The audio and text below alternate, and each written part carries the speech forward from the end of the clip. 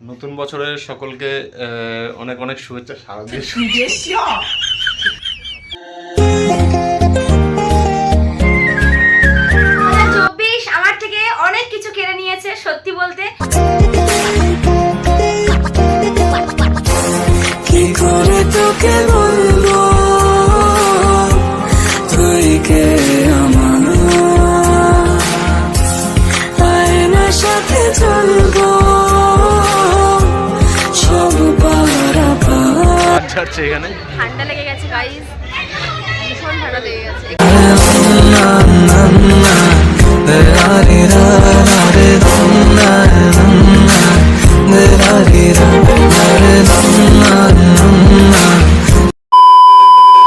Hello everyone, good evening, happy new year. সবার প্রথমেই সবাইকে জানাচ্ছি নতুন বছরের অনেক শুভেচ্ছা, অনেক ভালোবাসা।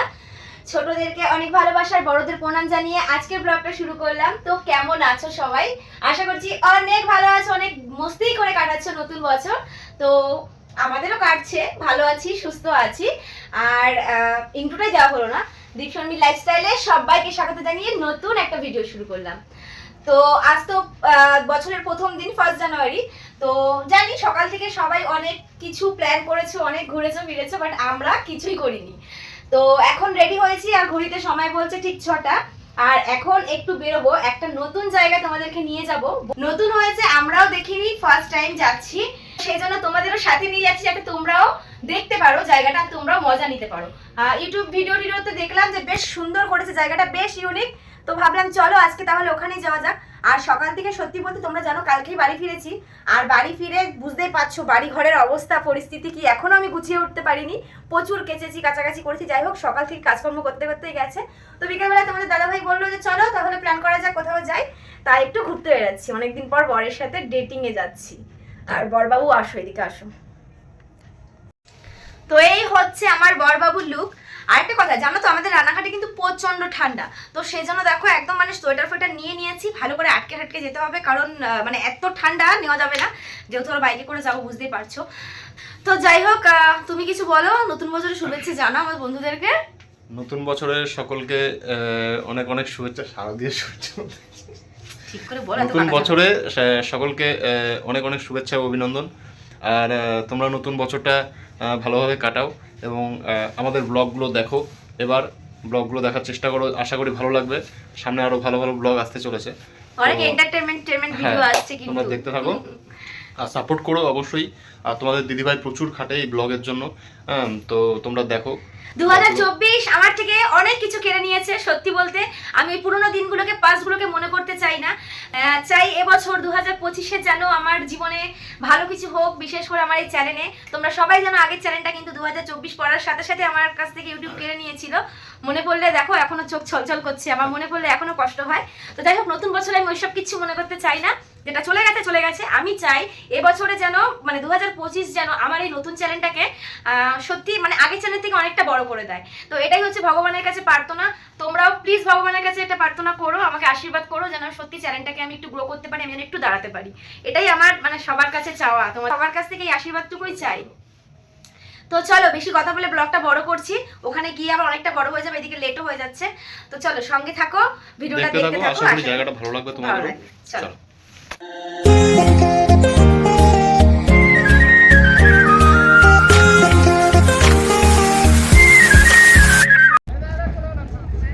গাইস ফাইনালি চলে এসেছি আমাদের গন্তব্যস্থল রিভার্স অফ রানাঘাট। তো চলো ভেতরে যাওয়া যাক, কি কি আছে তোমাদেরকে একটুখানি দেখাই, চলো এসো।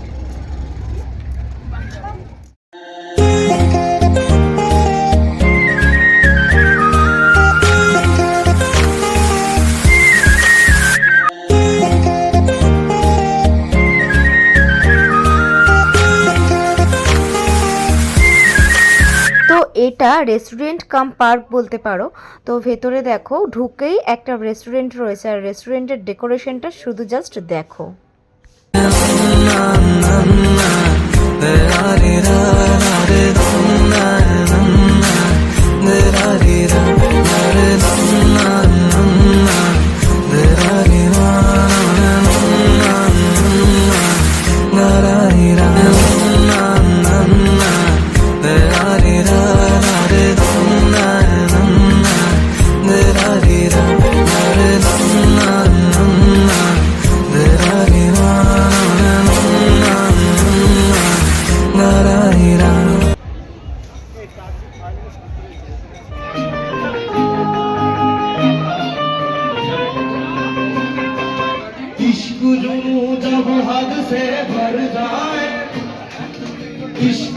जब हद से बढ़ जाए, हंसते हंसते आशिक सूली चढ़ जाए, इश्क का जादू सर चढ़ कर बोले, तूने क्या कर डाला, मर गई मैं, मिट गई मैं, हो जी हाँ जी हो गई मैं, तेरी दीवानी दीवानी, तेरी दीवानी दीवानी, तूने क्या कर डाला, मर गई मैं, मिट गई मैं, हो जी हाँ जी हो गई मैं, तेरी दीवानी दीवानी, खूब लगा लो पहले रस्ते रब बोले, इश्क जुनून इश्क जुनून इश्क जुनून।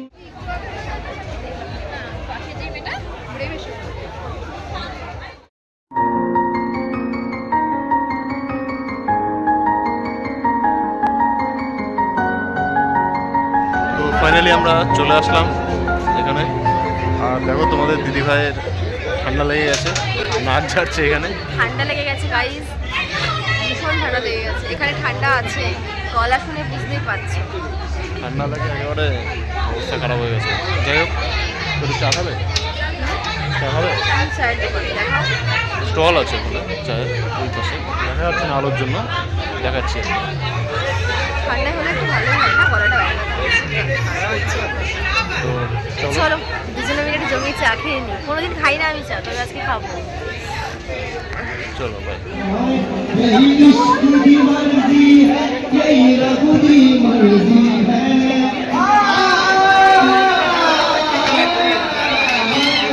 यही इश्क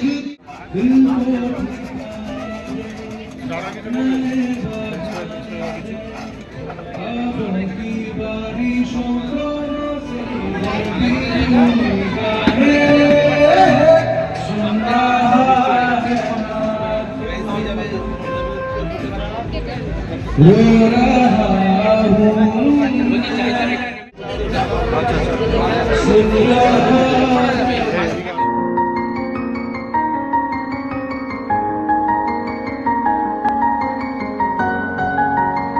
ফাইনালি চা এলো। কতক্ষণ ওয়েট করছি জানো? 40 মিনিট, বেশি কি কম? প্রায় 40 মিনিট ওয়েট করার পর তারপর ফাইনালি চা আসলো। আর দেখো কত সুন্দর একটা জায়গা আমরা বেছে নিয়েছি। দেখাও জায়গাটা। খাটিয়াতে বসেছি, খাটিয়াতে খাটিয়াতে বসেছি।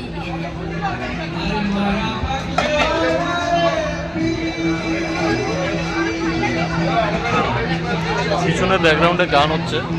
খুব সুন্দর না জায়গাটা? দেখো শুধু সবাই চেয়ারে বসেছে, বাট আমি খাটিয়াটা বেছে নিলাম, কারণ এই ঠান্ডার মধ্যে এরকম গুটি সুটি হয়ে বসেছে আমার মজা আলাদা। আর ওখানে ওখানে গান হচ্ছে, ভীষণ মজা। তো চলো, চা ঠান্ডা হয়ে যাচ্ছে, চাটা খেয়ে নিই।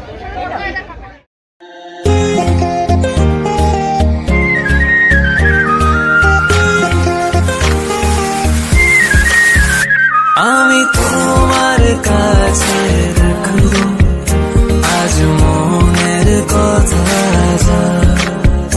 দিয়ে তোমার কাজল রাখবো আজ সারা দিনটা আমার। তো বলো কেমন খেলে? প্রথম কথা হচ্ছে আমার কাছে অতটা ভালো লাগেনি, নর্মালি ঠিক আছে। তো এর থেকে আমি বাড়িতে ভালো চা বানাই। হ্যাঁ সেটাই। সবথেকে বড় কথা হচ্ছে এতক্ষণ ওয়েট করে 2 কাপ চা নিয়ে এসেছি আর একটা ফ্রেঞ্চ ফ্রাই নিয়ে এসেছি, ঠিক আছে। আলু নরম হয়ে গেছে। খেয়েছি, সত্যি বলতে এখানে আর কোনো কিছু টেস্ট করার কোনো রকম ইচ্ছে নেই আছে, ইচ্ছে নেই। তো ভাবছি এখন আমরা এখান থেকে বেরিয়ে যাবো। এখন আমরা বেরিয়ে যাই, রাত হচ্ছে। রেস্টুরেন্টে কিছু খাবার, চলো।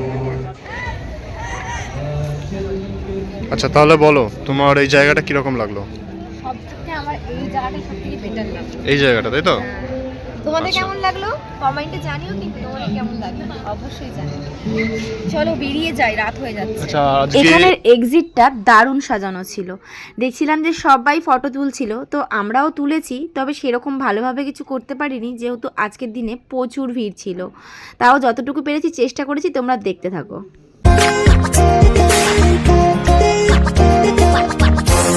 কি করে তোকে বলবো তুই কে আমার, আয়নার সাথে চলবো সব পারাপার, মনেরই আশকারাতে। ওয়াও রিক্সা কি ওটা সাবধান। উঠতে পারবো? ওটা যাবে না। যাবো রিক্সায় চড়ে। কার আছে? এখানে এখন আমারই দরকার ছিল এখানে টানার জন্য। টানো, এটা ধরো তুমি টানো। গাইস ঠেলা রিক্সায় বসেছি, কিন্তু ঠেলার লোক নেই। তোমাদের দাদা ভাইকে বানিয়ে নিচ্ছি। হ্যাঁ চলো ঠেলো। গাইস খুব ঠান্ডা লাগছে, দেখো কাঁপছি, জানি না জ্বর জ্বর ফিল হচ্ছে। তো ওখান থেকে সোজা চলে এসেছি আমাদের এখানে রেস্টুরেন্টে, আমাদের গরিবের রেস্টুরেন্ট মধুদার দোকান। সেরা মধুদাই সেরা, কারণ কি বলতো, যত বড় রেস্টুরেন্টে ঢুকি না কেন খাবার কিন্তু টেস্ট হয় না, এই মধুদার মতন খাবারের টেস্ট কোনো দোকানে পাই না। আর সত্যি বলতে এখন বিরিয়ানি কিছু খেতেও ইচ্ছা করছে না, শরীরটা ভালো লাগছে না। তোমাদের দাদাভাই বললো খাবে না, বাড়ি থেকে এক রুটি খাবে। তো একটু সন্ধ্যের কিছু খাবার আমরা এখন খাবো। কটা বাজে বলো তো? 9টা, তাই না? তো তোমাদের দিদিভাই বলছে কিছু খাবে না সেরকম একটা, তাও বললাম যে ঢাকায় থাকো না, তো কিছু একটা খাও। তো বললো রোল খাবো।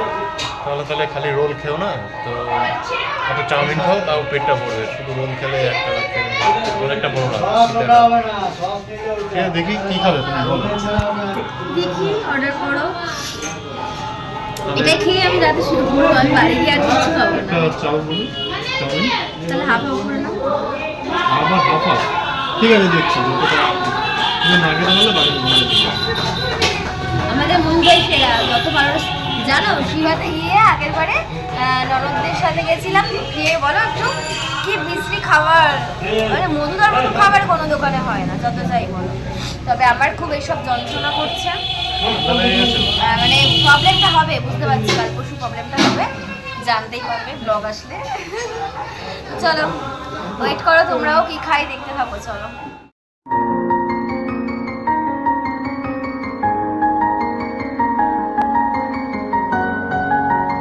ফাইনালি দেখো অর্ডার করলাম চিকেন চাউ। তো এটাই, আমি তো ডিনারে এটাই সারবো। তো ওই দাদাভাই কি করবে, বাড়ি গিয়ে যাবে খাবো আর কি। বাড়ি আবার খাবো না। ব্লগিং করলে তোমাকে বানাতে হবে। চলো খেয়ে নিই।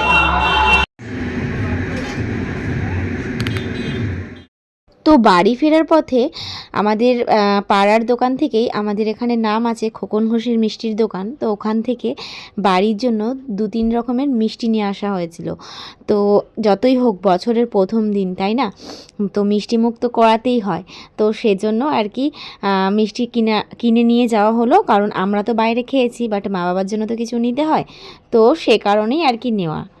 তো চলো আজকের ভিডিওটা এই পর্যন্তই রাখছি, দেখা হচ্ছে নেক্সট ব্লগে। আর আজকের ভিডিওটা কেমন লাগলো অবশ্যই কিন্তু কমেন্টে জানিও, ভালো লাগলে অবশ্যই শেয়ার করো, লাইক করো, আর নতুন কেউ আসলে চ্যানেলটা কিন্তু সাবস্ক্রাইব করতে ভুলো না। চলো টাটা।